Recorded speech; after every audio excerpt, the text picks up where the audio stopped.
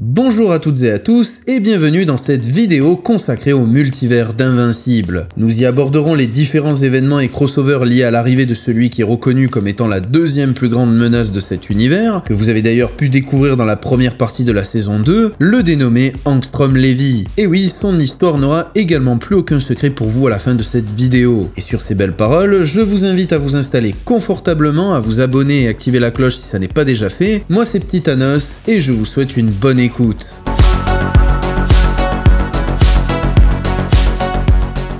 Tout comme dans la série animée, le personnage d'Angstrom est introduit dans un univers alternatif où Mark Grayson a décidé de rejoindre la cause de son père et soumettre la Terre au diktat de l'Empire Viltrumite. Il est considéré comme le cerveau de la résistance et comme l'égal intellectuel de robots. Il sera sauvé par l'un de ses variants capable de créer des portails le transportant d'univers en univers, et tout ça alors que son équipe subissait une attaque des deux guerriers Viltrumites. En réalité, ce variant n'est autre que le Angstrom principal qui met au point un plan visant à acquérir le savoir de tous les univers. Ses intentions au départ ne sont pas mauvaises, bien qu'il s'associe au frère Mauler pour mettre au point une machine lui permettant d'atteindre son objectif. Et bien que l'expérience se déroule au même endroit dans une dizaine d'univers différents, c'est bien dans l'univers principal que le Angstrom qui nous intéresse se trouve. Et tout comme dans la série, c'est suite à l'interruption de Mark Grayson et son combat contre des variants des frères Mauler que la machine explosera et tuera tous les Angstrom à l'exception du principal, dont l'expérience a réussi puisqu'il a bien acquis le savoir du multivers, au détriment de son physique qui ressemble plus à une sorte d'hybride humain xénomorphe, qui a d'ailleurs servi plus ou moins d'exemple à Ryan Utley, comme le montre ce croquis avant d'être repris par Cory Walker, qui donnera l'apparence finale du personnage. Bref, comme vous le savez, il mettra sur le dos de Mark Grayson la responsabilité de sa difformité, ainsi que la mort de tous ses variants, ce qui représentera le début des hostilités.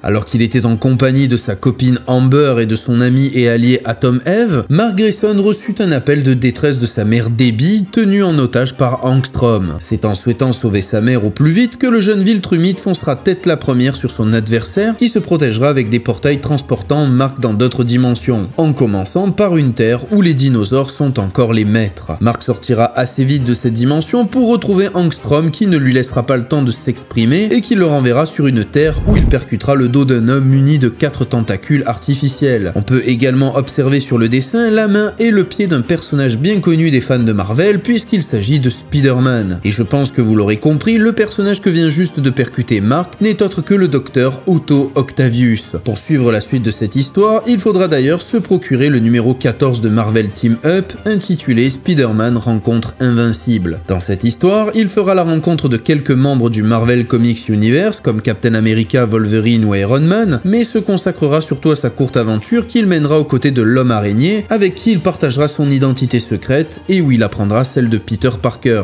D'ailleurs, cette rencontre aura un point commun sympa avec une autre rencontre qui aura lieu plus tard dans le comics Invincible. En effet, au cours d'une conversation avec Peter Parker au sujet de son nom de super-héros, Mark lui fera la remarque que de s'habiller comme une araignée et de s'appeler Spider-Man, c'est un peu trop simpliste à son goût. S'en suivra un débat sur les pseudonymes choisis par les deux héros. Et bien figurez-vous que plus tard dans le comics Invincible, alors que Angstrom projette Mark dans différents univers, le jeune homme sera confronté à un autre super-héros bien connu puisqu'il s'agit de Batman. Et oui, dans l'une des cases du comics, on verra le Viltrumite face à une silhouette qu'on ne pourra observer que de dos. Mark lui fera la remarque que de s'habiller comme une chauve-souris et de s'appeler 3 petits points, c'est un peu facile, mais qu'il venait d'avoir le même type de conversation ce jour-là et qu'il est donc inutile de poursuivre le débat. Vous l'aurez compris, Image Comics n'a pas dû obtenir les droits pour utiliser le nom de Batman, mais je pense qu'il est inutile d'habiter Gotham ou de s'appeler Bruce Timm pour comprendre de qui parle le clin d'œil. Bref, Angstrom continuera de l'envoyer dans différents univers, dont celui de The Walking Dead qui, comme vous le savez, est une création par Robert Kirkman, tout comme Invincible. Angstrom finira par mener Mark sur une terre totalement désertique où les deux ennemis pourront en découdre une bonne fois pour toutes. Surestimant la résistance de son adversaire, Mark frappera de toutes ses forces le visage de Angstrom jusqu'à ce qu'il se retrouve baigné dans une mare de sang. Ce que regrettera amèrement le jeune Viltrumite puisqu'il réalise qu'il a commis une erreur de jugement et que comme tout héros qui se respecte, le meurtre doit être à tout prix évité. Autre problème qui se présente à lui, c'est que sans le génie du mal, il ne peut tout simplement pas retourner dans sa dimension et est condamné à rester sur la planète désertique. Par chance, il sera rejoint par une équipe de super-héros en provenance du futur dirigée par Robo. Ils lui partageront qu'il est un héros beaucoup trop important pour l'avenir de la Terre et que sa disparition doit être évitée. D'où le fait que Robo a inventé un outil pour voyager à travers le temps. Et c'est avant son départ, avant son époque, qu'une version plus âgée de Atom Eve, qui était présente également à ce moment-là, décide de ne pas écouter les conseils de Robo et révélera son amour à Mark qu'elle éprouve depuis bien longtemps et lui suggérera d'en parler à sa version plus jeune, soit pour lui dire que lui aussi est amoureux, soit pour lui dire qu'il faut tout simplement cesser d'être amis. Vous l'aurez compris, ce moment annonce beaucoup de changements dans la vie amoureuse de Mark, mais ça j'en parlerai dans une vidéo qui lui sera entièrement dédiée.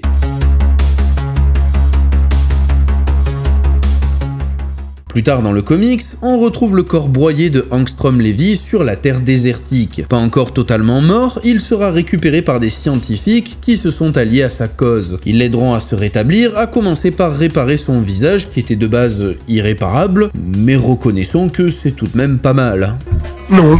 2 mois plus tard, Angstrom revient avec un nouveau plan qui consiste à réunir une armée de variants d'invincibles qui ont mal tourné dans leur univers afin de faire détester le jeune super-héros en commettant des actes répréhensibles auprès de la population de l'univers principal. Afin de les enrôler à sa cause, il leur promit des mondes à conquérir. À ce moment-là, l'auteur Robert Kirkman en profitera pour faire quelques caméos bien sympas du roster de la maison Image Comics, comme celui de Spawn par exemple. Bon, ça sera le temps d'un sketch, mais c'est toujours sympa. Bref, la guerre du multivers causera d'innombrables pertes comme Rexplode qui connaîtra une mort tragique puisqu'à la manière d'un Vegeta, il se fera exploser afin de mettre hors d'état de nuire un variant d'invincible. Plus tard, alors que la guerre était sur le point d'être perdue par Mark et les gardiens du globe, Angstrom prit la plus mauvaise décision de sa carrière de super vilain en trahissant les 8 derniers variants d'invincibles qui restaient sur le champ de bataille en les condamnant à vivre sur la terre désertique où il a été défiguré par Mark auparavant. Ce qui est une erreur puisqu'il se retrouvera seul face à Mark et encore une fois, il ne fera pas le poids. Il arrivera tout de même à s'en sortir de justesse en traversant un portail grâce auquel il retrouvera ses amis scientifiques. Mais jugeant qu'il a échoué dans sa mission, les vieillards décident de ne plus l'aider sauf s'il accepte de leur fournir une population qui les vénère comme des dieux dans un monde aux ressources illimitées. D'ailleurs, on comprendra plus tard qu'en réalité, ces 3 messieurs étranges se nomment les techniciens et qu'ils tiennent Angstrom comme un esclave puisqu'ils ont implanté quelque chose dans son cerveau leur permettant de le torturer à distance. Comme quoi, il faut toujours se méfier des vieux.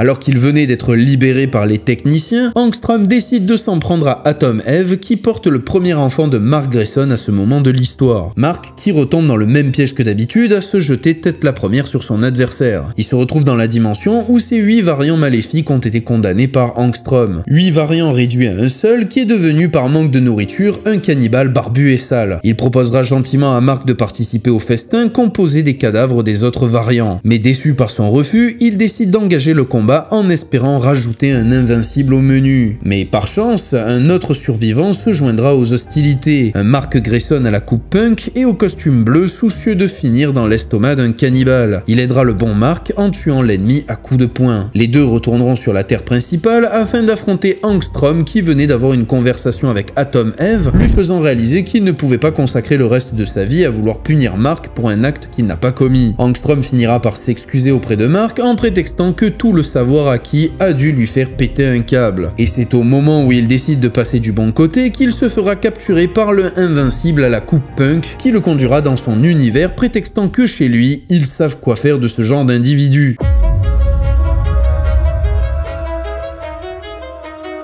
Quelque temps plus tard, Robo proposera à Invincible de rejoindre la terre du Mark Grayson à la coupe punk. À leur arrivée, ils seront accueillis par le guerrier Conquest qui dans cet univers n'est autre que le second de l'empereur Mark Grayson, qui au moment de ses retrouvailles avec le Mark de la terre principale était en compagnie d'un harem de jeunes femmes aux traits rappelant Atom Eve, puisqu'il a tué celle de son univers. Faisant preuve d'aucune hostilité à l'égard de son variant qui l'a aidé à vaincre son bourreau cannibale, il le conduira dans une salle de torture où il menait des expériences sur Angstrom Angstrom Levy afin d'acquérir les connaissances du multivers. Considérant les Viltrumites comme une immense menace et ayant développé la volonté d'aider la Terre par l'assouvissement ou l'éradication des super-héros, Robo immobilisera les deux Mark Grayson à l'aide d'un son ultra douloureux pour les oreilles Viltrumites et fera ingurgiter une sorte de sonde foreuse d'organes dans la bouche de l'empereur, ce qui lui fera exploser la tête. Il tranchera la tête d'Angstrom Levy et laissera le Mark Grayson de la Terre principale seul face à son destin. À son retour, il dira même à Atom Eve qu'il est mort au combat. Mais la trahison de Robo fera l'objet d'une autre vidéo également. En attendant, de son côté, Mark réussira à s'échapper de l'univers de l'empereur Grayson en se faisant passer lui-même pour l'empereur et en engageant le robot et les frères Moller de cet univers afin de créer la machine capable de le ramener chez lui. Et tout ça lui coûtera exactement 6 mois de sa vie, ce qui en suivra un gros caca nerveux de la part d'Atom Eve qui le pointera comme un malpropre, et c'est juste après ça qu'il se fera violer par la guerrière Viltrumite Anissa. Mais ça aussi, ça sera pour la vidéo concernant Mark Grayson.